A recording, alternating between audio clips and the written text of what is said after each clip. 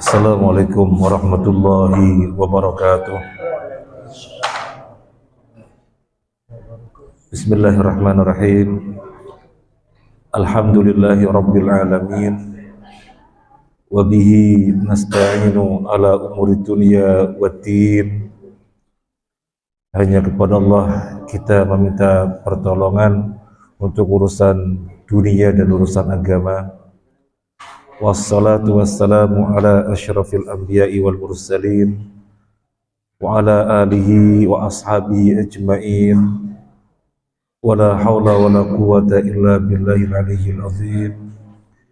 Tidak ada daya dan kekuatan kecuali dari Allah Al-Ali, zat yang maha tinggi, Al-Azim, zat yang maha agung. Allahumma inna nas'aluka al-huda wa tuqa wal afafa wal ghina. Allahumma inna nas'aluka ilman nafi'a wa rizqan tayyiban wasi'a wa amalan mutaqabbala. Amin ya rabbal alamin.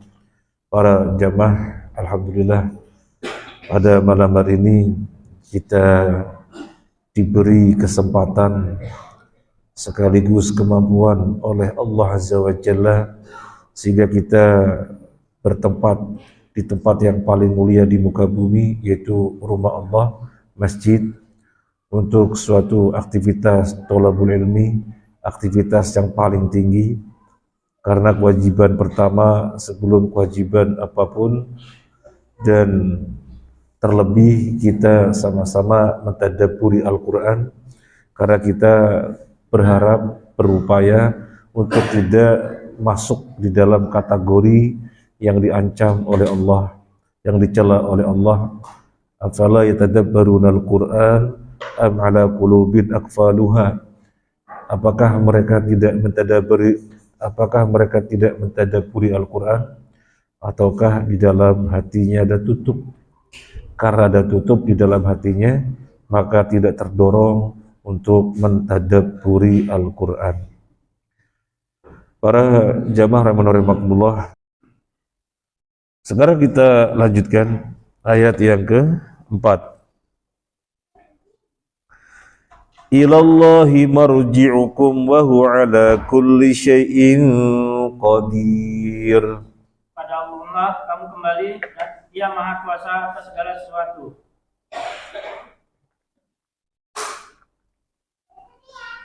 Ilallahi, kepada Allah, marji'ukum, tempat kembalinya kalian, wa huwa ala kulli syai'in qadir, dan Dia terhadap segala sesuatu berkuasa. Dalam tafsir As-Sa'di kita bacakan wa fi qawlihi wa huwa ala kulli syai'in qadir kadalil ala ihya'illahil mauta fa innahu qadirun ala kulli syai'. Wa min jumlatil asya' ihya'ul mauta wa qad ahbara bidzalika wa huwa asdaqul qailin fa yajibu wuqu'u dzalika aqlan wa naqlan. Kepada Allah lah kembalinya kalian. Kalian sekarang hidup di dunia, nanti akan kembali kepada Allah, akan bertemu Allah di akhirat nanti, yang dimulai pintunya namanya kematian. Nah, setelah keberadaan kita di alam barzah dengan kematian dunia tapi hidup di alam barzah, nanti akan dibangkitkan dari alam barzah secara roh dan jasad. Kalau sekarang di alam barzah rohnya, jasadnya hancur jadi tanah, tapi nanti Allah bangkitkan.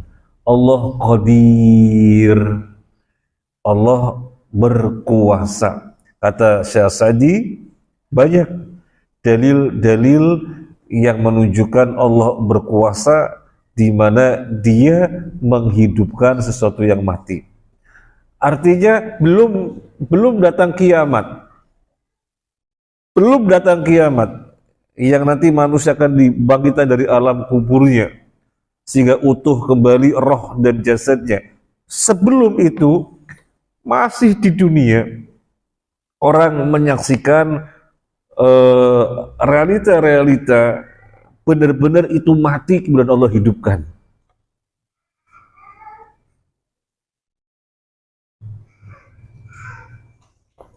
Di dalam beberapa ayat semuanya ada dalam Al-Baqarah. Kita baca pelan-pelan. Yang pertama Al-Baqarah 72-73. Di dalam ayat 72, wa idh qataltum nafsan fadara'tum fiha wallahu mukhrijum ma kuntum taktumun. Dan ingatlah ketika kamu membunuh seseorang, lalu kamu tuduh-menuduh tentang itu, tetapi Allah menyingkapkan apa yang kamu sembunyikan. Faqulna qribuhu bi ba'dihha kadzalika yuhyillahul mauta wa yuriikum ayatihi la'allakum ta'qilun. Lalu kami berfirman, pukullah mayat itu dengan bagian dari sapi itu. Demikianlah Allah menghidupkan orang yang telah mati, dan Dia memperlihatkan kepadamu tanda-tanda kekuasaannya agar kamu mengerti. Ini pada zaman Nabi Musa alaihissalam ada mayat tergeletak dan tidak diketahui siapa pembunuhnya. Maka dua kampung saling menuduh dan mereka hampir berperang. Siapa yang membunuh ini? Maka mereka kemudian mengatakan, bukankah di tengah-tengah kita ada seorang nabi? Kalau dia benar nabi, maka pasti bisa menyingkap. Kemudian didatanglah Nabi Musa. Nabi Musa mendapatkan wahyu, datangkan sapi, kemudian disembelih dan pukulkan bagian dari sapi itu dan hidup. Dan mereka semuanya menyaksikan. Ini masih di dunia. Ini masih di dunia. Orang mati Allah hidupkan. Berarti benar adanya nanti orang setelah mati dibangkitkan pada yaumul ba'ats, hari kebangkitan nanti, benar adanya. Sebelum terjadinya yaumul ba'ats ini masih di dunia Allah perlihatkan. Orang menyaksikan sendiri ini orang mati kemudian hidup. Tetapi Allah hidupkan sebatas untuk menjawab, yang membunuhku si fulan. Kemudian yang berikutnya surat Al-Baqarah 243. Surat Al-Baqarah 243.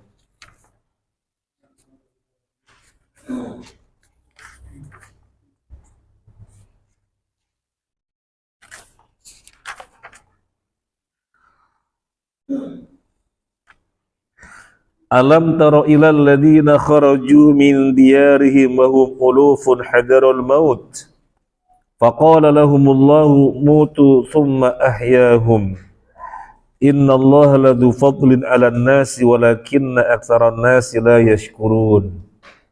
Tidaklah kamu memperhatikan orang-orang yang keluar dari kampung halamannya sedang jumlahnya ribuan karena takut mati. Lalu Allah berfirman kepada mereka, matilah kamu, kemudian Allah menghidupkan mereka. Sesungguhnya Allah memberikan karunia kepada manusia, tetapi kebanyakan manusia tidak bersyukur. Tidakkah kamu mengetahui ada manusia jumlahnya ribuan, uluf, bukan alfun. Kalau alfun 1000, uluf, ribuan. Mereka berbondong-bondong meninggalkan kampung untuk menghindari mati. Di dalam satu riwayat disebutkan ini kampung terjangkit taun, maka mereka pengen selamat tidak terkena taun, juga berbondong-bondong uluf, ribuan pergi agar jangan sampai terkena taun yang nantinya mati. Mereka menghindari mati, di tengah jalan malah Allah matikan. Di tengah jalan malah Allah matikan. Tapi kemudian Allah hidupkan mereka semuanya. Allah hidupkan mereka semuanya. Mereka menyadari mati, kemudian dihidupkan, dan ini masih di dunia. Terkait dengan kisah Nabi Musa alaihissalam yang kaumnya pernah dimatikan, kemudian dihidupkan, itu cara mematikannya bukan brak mati, enggak. Tapi sebagian mati, sehingga yang masih hidup menyaksikan lu mati, sebagian, sehingga semuanya tahu telah dimatikan, telah dihidupkan. Nah, bisa jadi ini juga demikian, dihidupkan sehingga mereka menyadari baru saja dimatikan oleh Allah dan dihidupkan, dan itu masih di dunia. Jadi Allah perlihatkan belum datangnya yaumul ba'ats, tapi masih di dunia mereka melihat adanya fenomena orang mati dihidupkan oleh Allah Azza wa Jalla. Kita lebaran pembahasan sedikit. Kalau kelanjutan ayat ini kita lihat waqatilu fi sabilillah wa'lamu annallaha sami'un alim, dan berperanglah kalian di jalan Allah, ketahuilah bahwasanya Allah Sami' Alim. Jadi sebelumnya menceritakan tentang orang yang lari menghindari kematian, tapi malah Allah matikan di tengah jalan. Kemudian disebutkan yang berikutnya adalah berjihadlah kalian. Ini tafsirnya, jangan menghindari perang karena takut mati. Perang tidak menjadikan nyawa berkurang. Kalau memang belum saatnya mati, ya nggak mati. Ada apa lari dari jihad karena takut mati? Perang tidak mengurangi nyawa. Ketika mati memang ajalnya sudah datang. Maka siapa Khalid bin Walid? Khalid bin Walid itu terlibat peperangan berapa kali? 100 kali peperangan. Apakah matinya di medan perang? Enggak. Dia pengen banget mati syahid di medan perang, tapi enggak Allah kasih karena memang belum ajalnya. Matinya di atas kasur. Matinya di atas kasur. Nah, jadi setelah disebutkan mereka dimatikan, dan disebutkan jihad yang berikutnya karena memotivasi orang-orang yang diperintahkan jihad jangan menghindar. Yang berikutnya Al-Baqarah 259. Al-Baqarah 259.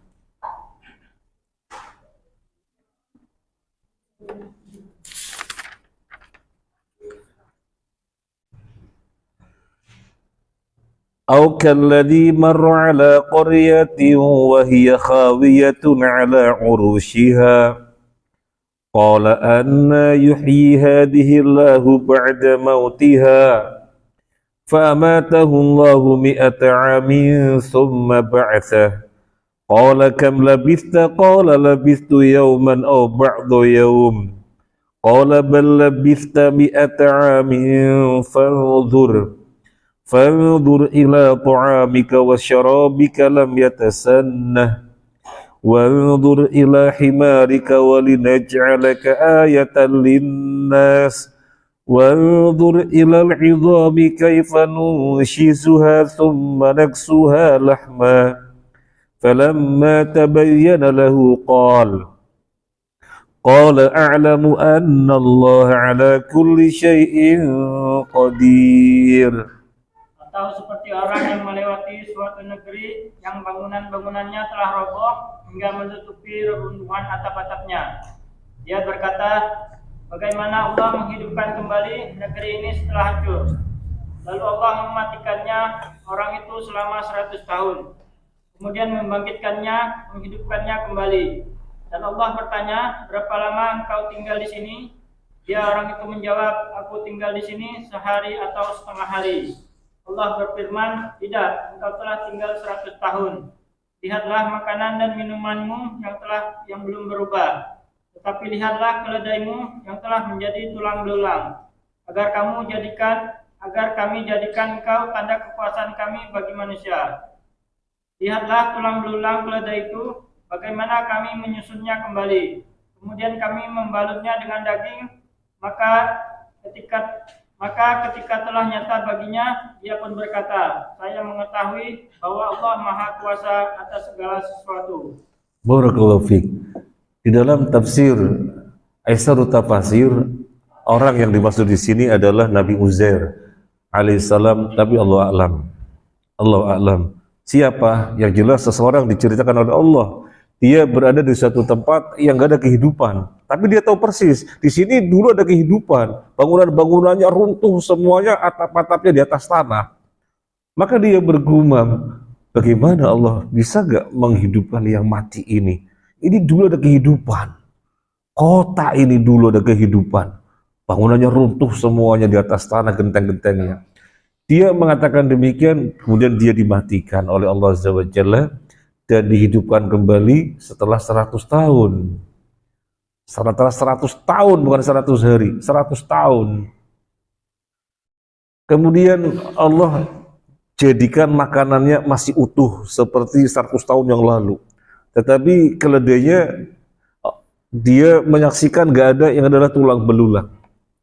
Maka Allah berfirman kepada dia, lihat makananmu masih utuh dan lihat keledaimu tinggal tulang belulang.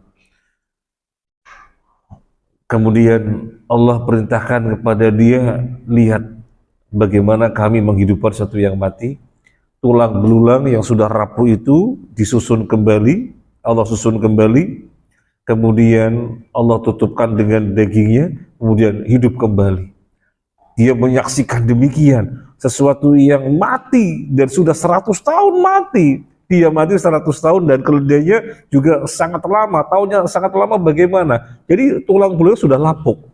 Bukan tulang belulang masih kuat, masih keras. Tulang belulang sudah lapuk, menunjukkan sudah sangat lamanya.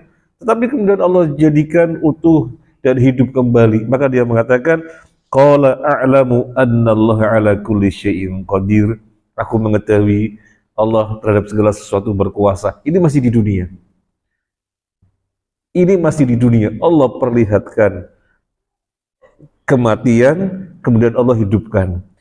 Apa susahnya untuk mengimani hari kebangkitan, bahwasanya seluruh manusia nanti akan dimatikan dan akan dihidupkan kembali untuk dihisab, dihitung amalannya, dan untuk diberi jaza, balasan, kalau tidak surga ya neraka. Apa susahnya? Sangat gampang sekali. Ini dalil-dalil yang kasat mata orang melihatnya dan masih di dunia. Yang berikutnya Al-Baqarah 260. Kelanjutannya. Wa idh qala Ibrahimu rabbi arini kaifa tuhyil mauta qala awalam tu'min qala bala walakin liyatma'inna qalbi qala fakhudh arba'atan min at-tayri fasurhunna ilaik thumma ij'al 'ala kulli jabalin minhunna juz'a thumma ad'uhunna ya'tinaka sa'ya wa'lam annallaha azizun hakim. Dan ingatlah ketika Ibrahim berkata, ya Tuhanku, perlihatkanlah kepadaku bagaimana engkau menghidupkan orang mati. Allah berfirman, belum percayakah engkau? Ya Ibrahim menjawab, aku percaya, tetapi agar hatiku tenang, mantap. Ya Allah berfirman, kalau begitu ambillah 4 ekor burung. Lalu cincanglah olehmu, kemudian letakkan di atas masing-masing bukit satu bagian. Kemudian panggillah mereka, niscaya mereka datang kepadamu dengan segera. Ketahuilah bahwa Allah Maha Perkasa, Maha Bijaksana. Barakallahu fiik. Tentang Nabi Ibrahim, beliau alaihissalam meminta kepada Allah, gimana engkau menghidupkan sesuatu yang mati ya Allah. Rabbi arini kaifa tuhyil mauta. Perlihatkanlah kepadaku bagaimana engkau menghidupkan sesuatu yang mati. Allah bertanya, qala awalam tu'min, kamu gak percaya? Maka Nabi Ibrahim menjawab, qala bala walakin liyatma'inna qalbi. Oh tidak, bukan begitu, tapi agar aku lebih tenang lagi, agar keimananku lebih mantap lagi. Tentang ayat ini Nabi mengomentari, aku lebih berhak untuk ragu-ragu daripada Ibrahim. Apa maksudnya? Aku lebih berhak untuk ragu-ragu daripada Ibrahim alaihissalam. Ini ketawaduan beliau sallallahu alaihi wasallam. Nabi Ibrahim perlu meningkatkan keimanan, apalagi aku, begitu maksudnya. Ketawaduan Nabi sallallahu alaihi wasallam. Nah, maka kemudian Nabi Ibrahim diperintahkan agar mengambil burung, kemudian masing-masing disembelih, kemudian badannya dicincang-cincang-cincang dan dicampur-campur Setelah diaduk-aduk, dicampur-campur, Nabi Ibrahim diperintahkan agar ditempatkan di beberapa gunung, di beberapa tempat. Kemudian beliau diperintahkan sebagaimana dalam tafsir Esarut Tafasir memegang kepalanya. Merpati, langsung hidup merpati. Kemudian apalagi cucaro, langsung hidup. Jadi cuma megang kepalanya tok. Nama burung apa lagi? Kakak tua. Kakak tua, langsung hidup. Jadi ini masih di dunia orang menyaksikan adanya kematian, kemudian Allah hidupkan. Apa susahnya? Ketika Nabi menjelaskan, kalian semua akan mati. Aku mengkhawatirkan kalian pada hari yang besar dari kiamat. Maka jangan berpaling. Istighfar yang banyak. Istighfar, sudah. Kan perintahnya istighfar, taubat. Selain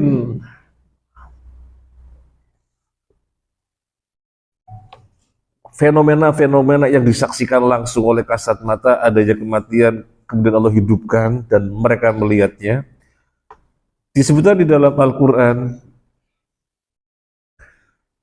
hujah yang sangat gampang diterima oleh akal. Surat Ar-Rum ayat 37, wa huwa alladhi yabda'ul khalqa thumma yu'idu wa huwa ahwanu alaihi. Allah lah yang memulai penciptaan, maka untuk mengembalikannya lebih mudah lagi. Semua akal pasti bisa menerima dengan gampang. Wa huwa alladhi yabda'ul khalqa thumma yu'idu wa huwa ahwanu alaihi. Allah lah yang memulai penciptaan makhluk. Artinya apa? Awalnya nggak ada apa-apa. Awalnya nggak ada apa-apa, nggak ada bahan apapun. Karena Allah kalau menginginkan sesuatu cukup dengan kun. Innama amruhu idza arada syai'an ay yaqula lahu kun fayakun, maka terwujud. Nah, dia yang memulai penciptaan. Lah, untuk sekedar mengulangi lebih gampang. Wong sebelumnya tidak ada apa-apa, Allah mewujudkannya. Loh, kok sekedar mengulangi saja, mati dan dihidupkannya lebih gampang. Maka Allah berfirman, wa huwa ahwanu alaihi. Untuk menghidupannya lebih gampang karena sekedar mengulangi saja. Gambarannya begini.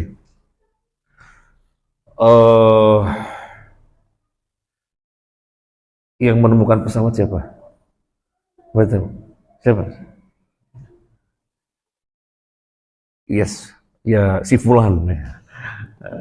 Menemukan pesawat dengan uji coba.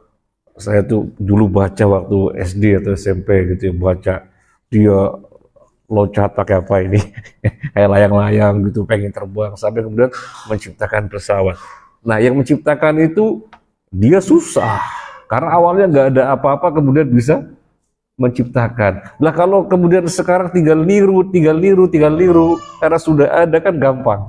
Nah, Allah yang memulai penciptaan, awalnya nggak ada apa-apa, kemudian berwujud. Lah sekedar menghidupkan kembali kan, sekedar mengulangi, apa susahnya? Semua akal pasti bisa menerima. Wa huwa alladhi yabda'ul khalqa tsumma yu'idu. Dialah yang memulai awal penciptaan, kemudian dia mengulanginya kembali. Wa huwa ahwanu alaih, itu sangat gampang. Makanya terjadi pada zaman Nabi sallallahu alaihi wasallam, ada orang kafir datang kepada Nabi, disebutkan dalam surat Yasin ayat 78. Wa daraba lana mathalan wa nasiya khalqah. Qala man yuhyil 'idhama wa hiya ramim.